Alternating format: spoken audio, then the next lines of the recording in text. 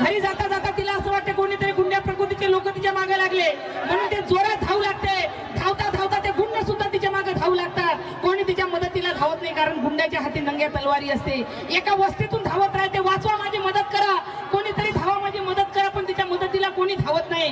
धावता धावता एका घराची खिडकी तिला खुली दिसते, आणि जशी घराची खिडकी खुली दिसते तशीच त्या दरवाजावर हात देते. जसा दरवाजावर हात देते, दरवाजा खोलते, बाईला आतमध्ये घेते. दरवाजा लागते, रात्र निघून जाते, दिवस निघते.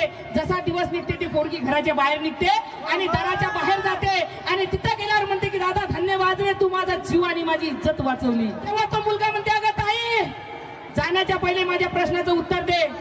तूही एकटी, मीही एकटा, तूही जवान, मीही जवान, तूही सुंदर, मीही सुंदर. त्याच्या जागेवर जर मीच तुझ्यावर बलात्कार केला असता तर कोणी विश्वासानं माझ्या घरात आली? तेव्हा ती मुलगी बोलली, अरे नाही रे दादा, मी अशी तुझ्या घरात आली नाही. धावता धावता मला वाटलं माझं जीवन समाप्त झालं. जेव्हा तुझ्या खिडकीतून वाकून बघितलं तेव्हा मी तुझ्या घरी आली.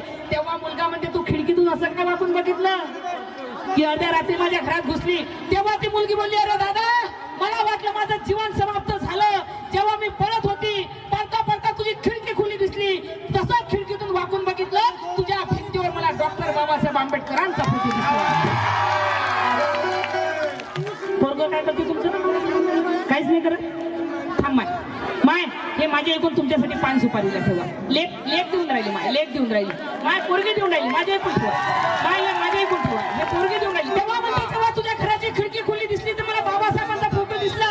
तेव्हा तो मुलगा म्हणते, काय बघितलं तू बाबासाहेबांमध्ये? बाबासाहेबांचा फोटो माझ्या घराच्या भिंतीवर बघितला, अर्ध्या रात्री माझ्या घरात घुसली. काय बघितलं तू बाबासाहेब? काय वाचलं तू बाबासाहेब?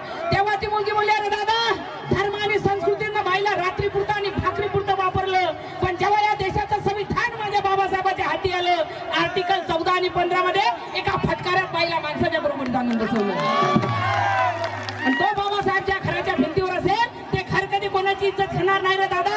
अरे माय बहीण कोणाची असो, SC NT OBC नव्हे मुसलमानाची असो, तिला मान सन्मान आरक्षण संरक्षण मिळावं म्हणून 27 सप्टेंबर 1952 ला पंतप्रधान नेहरूच्या थुत्रावर राजीनामा फेकून देणार आमचा बाबासाहेब.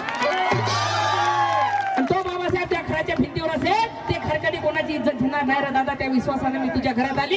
तेव्हा तो मुलगा बोलला, अगं ताई, आज खऱ्या अर्थाने तुला बाबासाहेब समजला. ज्या दिवशी या देशाच्या प्रत्येक बाईला बाबासाहेब समजेल, त्या दिवशी कोणी माय बहिणीवर अन्याय अत्याचार बलात्कार होणार नाही ग माझ्या ताई. बलात्कार